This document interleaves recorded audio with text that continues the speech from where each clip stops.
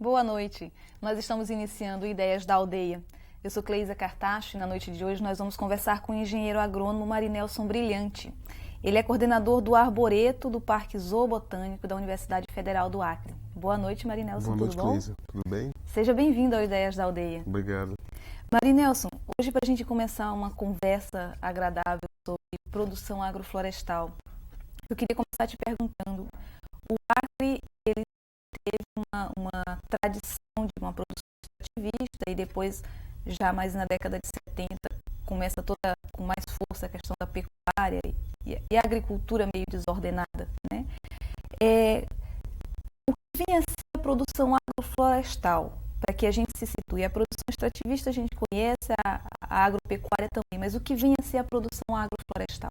Bem, então, a produção agroflorestal, na verdade, é uma alternativa, né, que os pequenos agricultores têm buscado, né, para principalmente a diversificação, né, do sistema de produção, ou seja, diversificando as atividades, não somente a questão da agricultura, né, mas também a própria pecuária, a piscicultura, né, a apicultura, a meliponicultura e todas as outras atividades que podem estar tendo integrações entre si, ou seja, não precisa trabalhar coisas isoladas, e sim pode ter uma integração.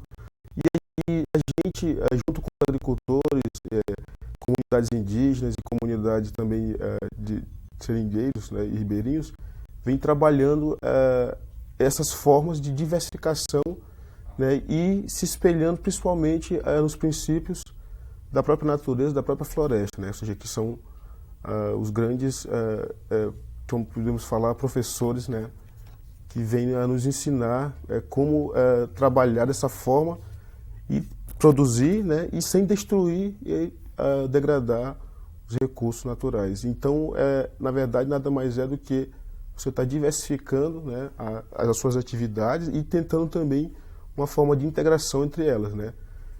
Então, por exemplo, a pessoa pode ter um sistema agroflorestal, né, ou seja, plantio de culturas anuais, com culturas perenes, frutíferas, madeireiras, e associado a isso ela pode também estar produzindo mel, né, com as abelhas, seja nativas ou abelhas com ferrão, e também pode estar trabalhando principalmente a pecuária, como você estava tocando no assunto, né, que hoje é um dos principais problemas assim que eu observo, não só no Acre, mas em toda a região norte, eu posso dizer até no Brasil, pela forma como é feito, ou seja, não somos contra a pecuária, ou seja, é necessária a produção de carne, ou seja, o consumo da população, né, é constante, então precisamos procurar formas de produzir, né, a carne bovina, ou seja, qualquer outra, com maneiras ou alternativas que não venham a destruir. Então você vê hoje, ao longo das nossas estradas, né, grandes áreas de pastagem, a floresta cada vez ficando mais longe, e isso tem tomado uma proporção dentro também até das reservas indígenas. A gente tem algumas áreas de reservas indígenas que já a pecuária já entra como uma das alternativas para as comunidades indígenas. A reserva extrativista já estão também iniciando um processo de pecuarização, e a gente vem com a alternativa de estar discutindo outras atividades, né, para que o agricultor também, ou o próprio produtor, não fique dependendo de uma só atividade, né? Ou seja, os próprios financiamentos dos bancos da Amazônia, Banco do Brasil, que são pautados em uma só cultura, como por exemplo os financiamentos para café, pupunha, pimenta longa e outras culturas, deixam os agricultores numa certa situação de dependência, né? Principalmente de mercado, né? Ou seja, ele só tem aquele produto. Por exemplo, no caso do café, que tem oscilações do mercado internacional, seja ligado à bolsa, então é uma coisa que o agricultor fica à mercê, né, dessa situação. Então a nossa ideia junto com eles foi discutir a diversificação da produção, né, com que eles tenham diversas fontes, né, de egressos, de recursos que vejam na sua comunidade. Ou seja, os agricultores podem estar produzindo, estar procurando um mercado mais diversificado. O que tem acontecido é que a gente tem ainda no nosso estado, né, engateado, né, com relação a isso, porque a gente discute a parte ambiental, mas esquece de outros indicadores, como a questão também da própria questão de acessos, né?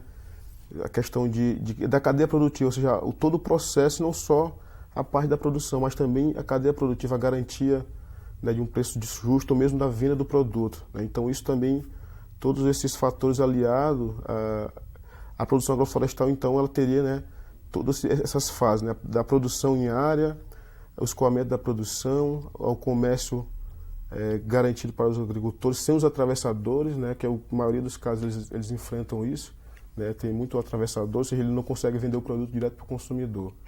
Além do mais, tem a questão da questão seguinte, como você me comentou, após o extrativismo, ou seja, a queda do extrativismo, a questão do ciclo da borracha e tudo mais, eu até costumo dizer que a gente, ou seja, nosso povo aqui do Acre, ele já fazia agricultura, ou seja, nossos indígenas já praticavam as próprias agroflorestas, né? Ou seja, eles já faziam tudo isso que resulta aí hoje, Castanhais, Puritizais e outros locais, com certeza pode ter a participação humana, a intervenção humana, e ou seja, isso a gente tem como uma grande inspiração, ou seja, esses sistemas que já estavam aí há milhares de anos, e hoje a gente vem começar a observá-los para poder reaprender, né? Então, o trabalho hoje é a reeducação do nosso povo, ou seja, já se fazia o agroextrativismo no Acre, ou seja, ele fazia o extrativismo, mas também mantinha uma certa agricultura, né, inclusive, algumas imagens que eu vi das aldeias dos isolados aqui do Xinane, né, da terra indígena Xinane, dá para perceber que eles fazem só derruba, eles não usam fogo, né? Então e são povos isolados, ou seja, são práticas que foram esquecidas com o ciclo da borracha, ou seja, não se plantava, se colhia borracha, era o extrativismo. Os seringueiros, índios e ribeirinhos eram obrigados a se colocar simplesmente na extração da borracha, né, do látex para fazer a borracha. E deixavam e foram deixando, né, as suas verdadeiras tradições de cultivo mesmo, né? Os próprios índios, as suas rezas, as luas, as observações com relação aos períodos de plantio e tudo mais. Então isso foi se esquecendo ao longo do tempo, e hoje nosso trabalho também é estar resgatando ou revitalizando, não sei,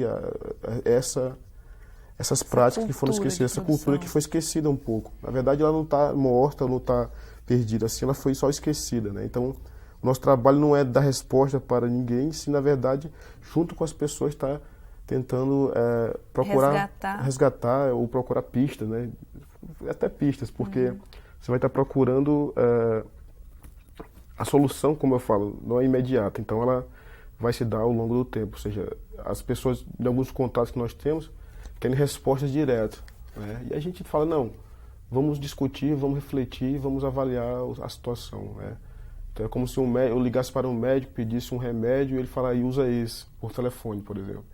É uma coisa do nosso trabalho, então a gente não costuma estar presente, né, em todas as nossas ações. Você falou na questão da tradição, né, do sistema agroflorestal entre os índios, entre os colonos, os seringueiros.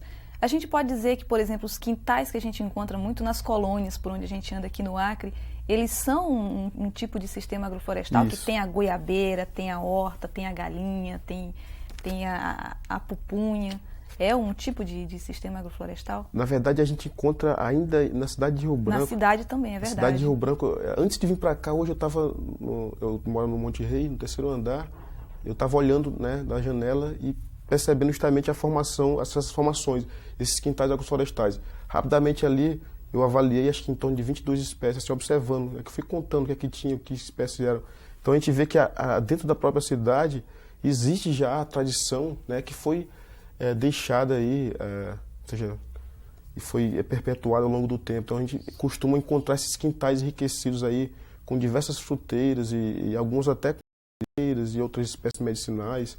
Então a gente tem, e eu, se não me engano, tem um programa do governo que vai trabalhar a moradia, os quintais, a habitação agroflorestal, trabalhar dessa forma. Eu vi um comentário, acho, do secretário de Floresta, o Rezende, né, tocando nesse assunto, até comentou com a gente que a gente tem também discutido isso muito nas comunidades, ou seja, nas comunidades de colonos, dos próprios indígenas, tem se trabalhado muito os quintais agroflorestais, né, as áreas próximas às casas. Marinelson, e que benefícios, você falou da questão da diversificação da produção, mas que benefícios isso, a produção agroflorestal traz para o produtor ou para o meio ambiente? Que benefícios ela vem trazer para o nosso estado, para a nossa região? Bem, a gente, hoje, um estado que tem cerca de 80%, 70% de floresta, de cobertura florestal, eu falo isso pela questão principalmente do Vale do Juruá. O Vale do Acre ele já foi bem mais castigado, né, vamos dizer assim. Então a gente percebe que a produção agroflorestal ela vem não trazer só benefícios ambientais, como a gente já está discutindo aqui a questão da biodiversidade, mas a questão também de manter a produção ao longo do tempo, né? A questão também da conservação, né? Não só das águas, como também do próprio solo, né? Mas também observar os outros pontos. A família, né, vai estar trabalhando em forma de mutirões, certo? Então isso também vem indicar pontos positivos do lado social, né? Tem também, como a gente esteve avaliando em 2002, de 2000 até o momento ainda está sendo feita algumas avaliações. Hoje estamos em torno de 185 áreas, foram avaliadas 170, estão sendo avaliadas mais 15 áreas, né, com pontos específicos. Então, uma das observações nossas nessas áreas de sistemas agroflorestais aqui na região do Acre foi a satisfação, né, de trabalhar, né, dentro de uma área que você possa trabalhar na sombra, por exemplo, né. Então, isso, a gente conversando com os economistas, né, não existe uma avaliação econômica que observe esses pontos da satisfação, da mudança do hábito alimentar, né, que seja que os agricultores começam a se alimentar e deixam de consumir produtos, né, industrializados, que não seja possível que eles façam isso, mas que possam estar se alimentando de produtos que eles próprios produzem, que são... resgatando a cultura alimentar. Resgatando a cultura alimentar, né? Então, ainda também observa-se a questão do lado que a gente estava discutindo, cultural, né? Ou seja, resgatar as culturas, e também a gente também tem discutido a questão da política, mas as políticas públicas, ou seja, isso é muito importante, né? Então, a gente percebe que nos primeiros 4 anos, até acho que o 5º ano do governo, né, isso estava sendo bastante trabalhado. Agora, parece ser que tomaram-se outras prioridades, principalmente pela questão do manejo florestal. Eu me lembro disso da universidade, eu comentava que um professor de agricultura convencional, que a gente deveria, no caso do estado do Acre, trabalhar sim as coisas aliadas, ou seja, o manejo florestal, o manejo não madeireiro, mas a produção para que a gente pudesse nos abastecer pelo menos no mercado local, não ficássemos na dependência consumindo arroz de outros estados, feijão e até farinha. Ou seja, tem lugares que a gente compra farinha de outro que veio de Porto Velho, por exemplo. Nada contra Rondônia, mas a gente tem que garantir a nossa produção, ou seja, atender o nosso mercado, né? Hoje os produtores de café têm aí uma certa dificuldade de estar comercializando o produto, e você chega nos supermercados, nas mercearias, e encontra café Santa Clara, um café que é do Ceará, se não me engano, ou seja, do Nordeste. Nada contra o Nordeste, mas a gente poderia estar produzindo aqui no próprio local, agregando valor, né, e dando condição para o nosso pequeno produtor entrar aí nesse mercado tão competitivo que é. Marinelson, nós vamos para um rápido intervalo e voltamos já já com mais essa conversa sobre sistemas agroflorestais.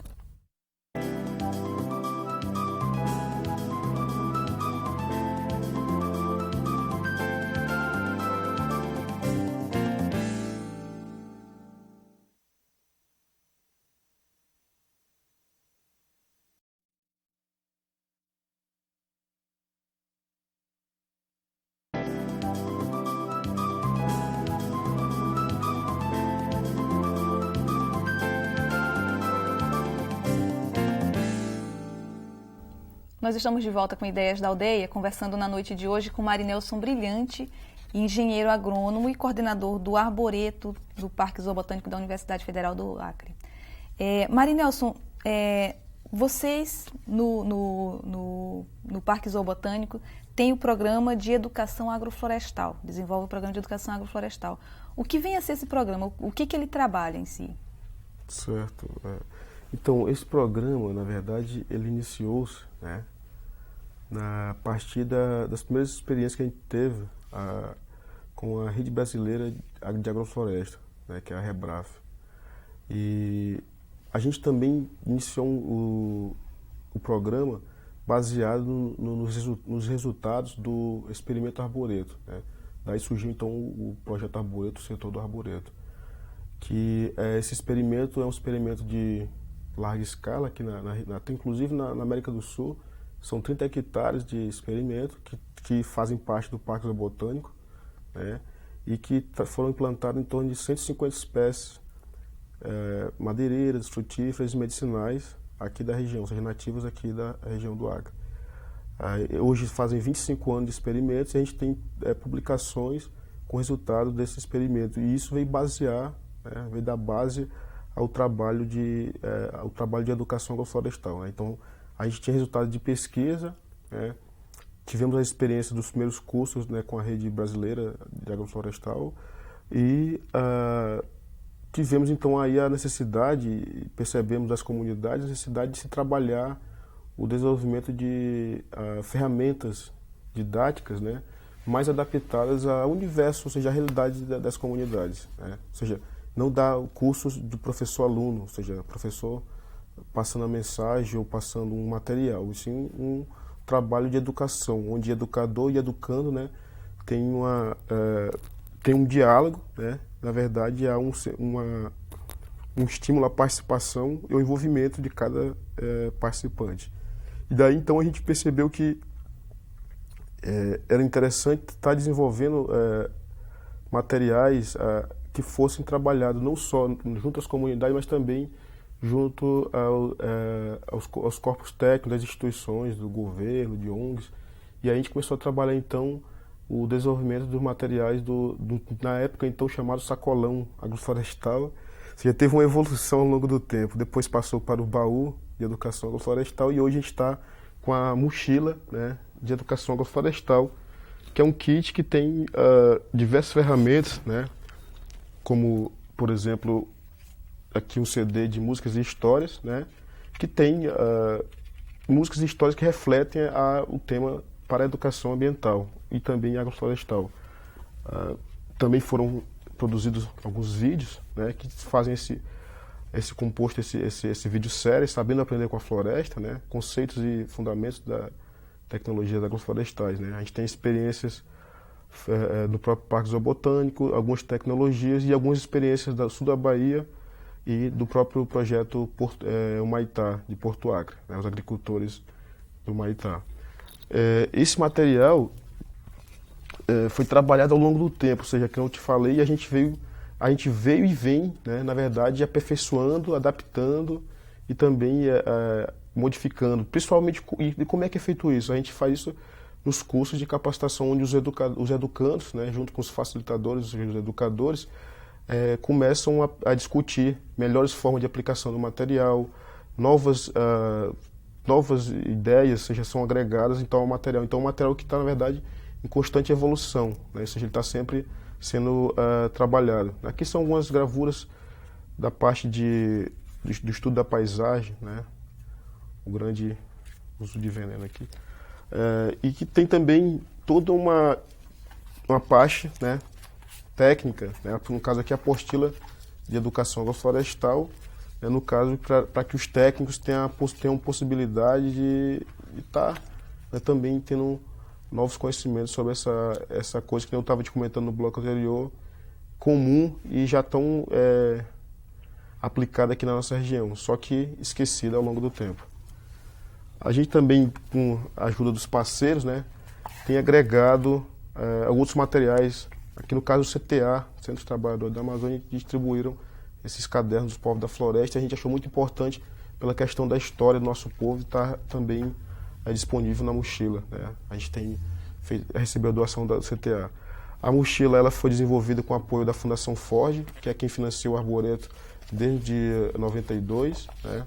Também teve apoio da WWF do Brasil e da Imaflora, né, Instituto de Manejo e Certificação Florestal e Agrícola, e também da Fundação Overbrock. Então a gente, para produzir esse material, né, então esse material foi todo produzido com participação de artistas como Ivan de Castela, Carla Martins, que participaram do CD e do vídeo, o Assis também esteve participando com a gente, né, não só nos vídeos, mas também em outros momentos.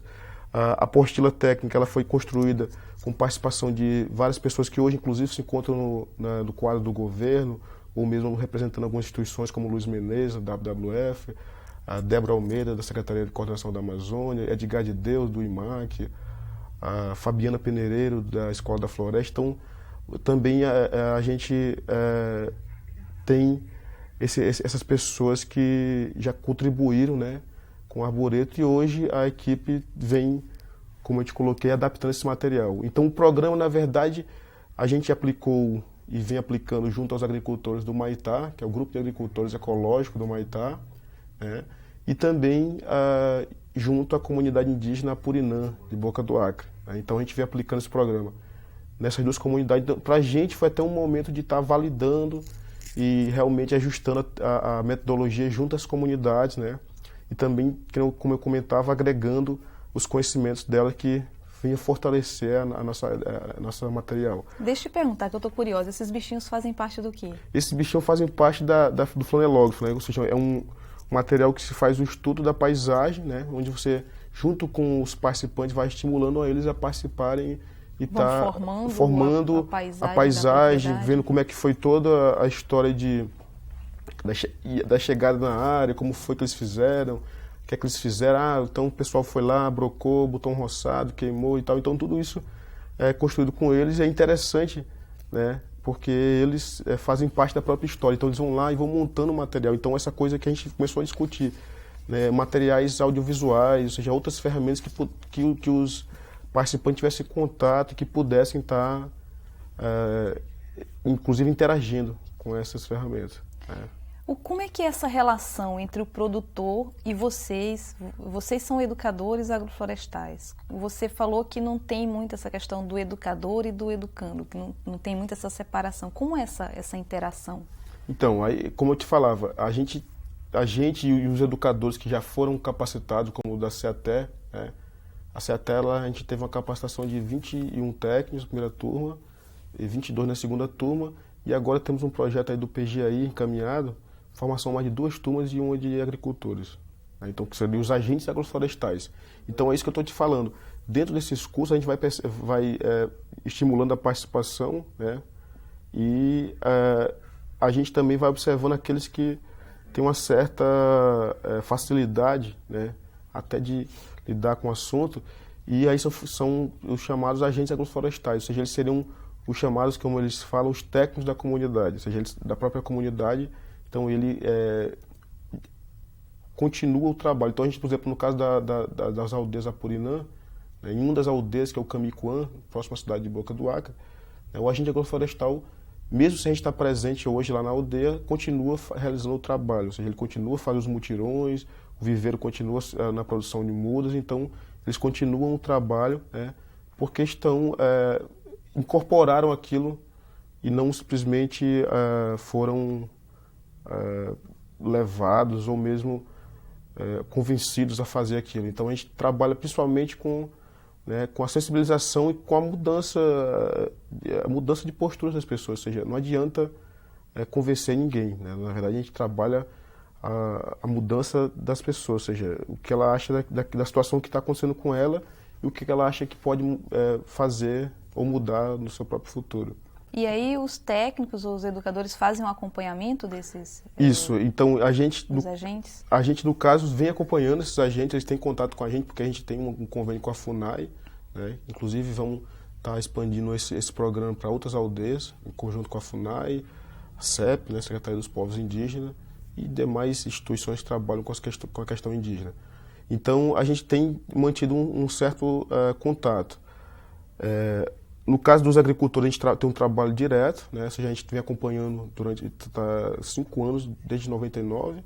Né? E no caso da CEATE, as pessoas que ainda estão atuando, como educadores, que alguns foram transferidos, outros mudaram, outros já tem essas mudanças, elas vêm acompanhando, né? Então a gente cita o caso, por exemplo, a Nogueirinha, a Deise, Palmira e outros técnicos que a gente conhece, a Advíncula, a Raimundão e outros que estão trabalhando lá e continuam não só fazendo outras capacitações, como também acompanhando os resultados que já vêm aí se apresentando aí no Estado.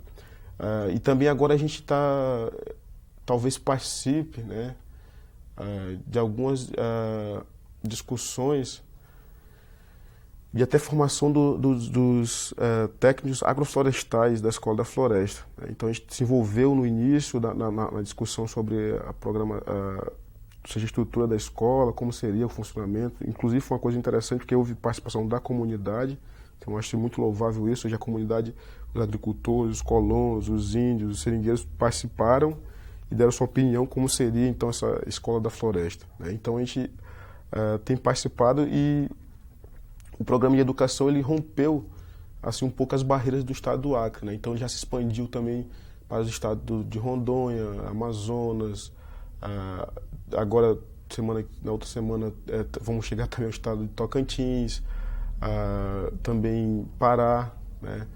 Amapá, a gente tem alguns contatos, né, iniciados no Amapá, e Roraima a gente tem uma pequena parceria com a Embrapa de Roraima, né, para desenvolver um trabalho também de capacitação agroflorestal.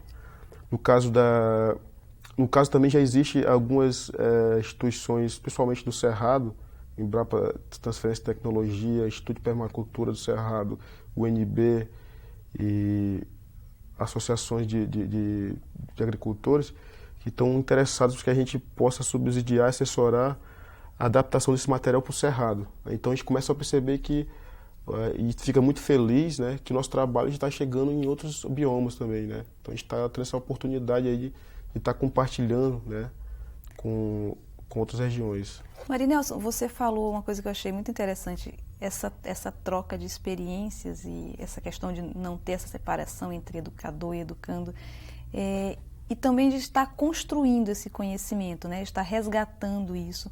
O que vocês têm aprendido com esse trabalho? Então, na verdade, toda a equipe, né, as pessoas que estão presentes até hoje, as que já tiveram no Arboreto, eu acho que é um aprendizado que, na verdade, a gente não tem como até, inclusive, medir, ou seja, não tem como medir esse aprendizado, porque, como eu te falo, cada contato com cada participante de algum curso, uma oficina, um dia de campo, né, a gente vem a ter esse fluxo, né? Não só a gente está levando alguma ideia, alguma informação, alguma coisa, mas também deles. E principalmente a gente tem recebido muita informação das comunidades, ou seja, então estamos mais aprendendo do que ensinando. E são incorporadas essas informações? São incorporadas. Então várias dessas ferramentas houve a participação direta dos agricultores. Eu não trouxe aqui comigo, que são algumas gravuras, né, que fazem todas as fases do sistema agroflorestal, ou seja, desde o primeiro passo até 40 anos. A gente fez uma projeção, né, de como é que estaria o comportamento das espécies, crescimento, altura, e teve a participação direta, né, dos agricultores, ou seja, eles também deram suas contribuições. E todo momento, a cada dia que se passa, a gente vem obtendo cada vez mais informações. Por exemplo, no caso das abelhas nativas, as abelhas sem ferrão, né, no caso a Jandaíra, Uruçu, a gente tem trabalhado isso e agora a gente está desenvolvendo algumas tecnologias, por exemplo, algumas caixas adaptadas. E esse conhecimento não foi meu, não foi do técnico, não foi do meu pesquisador, foi de uma comunidade, que era no caso dos Axenincas, né? A gente foi fazer um curso de meliponicultura, as caixas são quadradas, caixas de abelha, e de repente eles fazem tambores que servem também hoje para serem caixas de abelha, né? Então a gente adaptou, né, a cultura, né, e a produção. Então isso é uma coisa que a gente sempre vem trabalhando muito, ou seja, resgatar e dar valor, né, valorizar o conhecimento tradicional, o regional, cultural. Também a gente também vem trabalhando, além da meliponicultura, né, a discussão também sobre sementes, né, que são, assim, para a gente um fator primordial para a introdução de agrofloresta. Semente em quantidade e qualidade. Então a gente vem trabalhando um programa de coleta de sementes, né, envolvendo laboratórios de sementes da UFAC, da FUNTAC, e também vem capacitando as comunidades, né, no manejo e coleta dessas sementes. Então eles conseguem perceber que, por exemplo, uma árvore de mogno, por exemplo, né, que rende em torno de, por exemplo, o quilo do mogno dá R$120, a gente chegou a coletar numa matriz 35 quilos de mogno, né? Então você percebe que existe outras alternativas, né, a não ser a retirada da madeira e outros produtos da floresta. Então, é verdade. Existem outras alternativas. Marinelson, nós vamos ficando por aqui. Nós te agradecemos muitíssimo por essa conversa agradável sobre produção agroflorestal. Muito obrigado a todos vocês pelo convite, né? E queria deixar claro que o Arboreto está disponível, né, para que as pessoas que estejam assistindo possam visitar a gente. O Parque Zoobotânico, na verdade, está disponível a visitação. E a gente está lá no Arboreto, né, para que as pessoas possam ter contato e ter possibilidade de conhecer mais de próximo, de perto a mochila e todo o nosso trabalho. Então, sintam-se à vontade para estar visitando a gente. Tá bom, fica o recado aí. Obrigada, então. Obrigado. E nós vamos ficando por aqui com mais um Ideias da Aldeia. Nós voltamos no próximo programa. Lembrando que estamos chegando às 22 cidades do estado. Uma boa noite e até a próxima.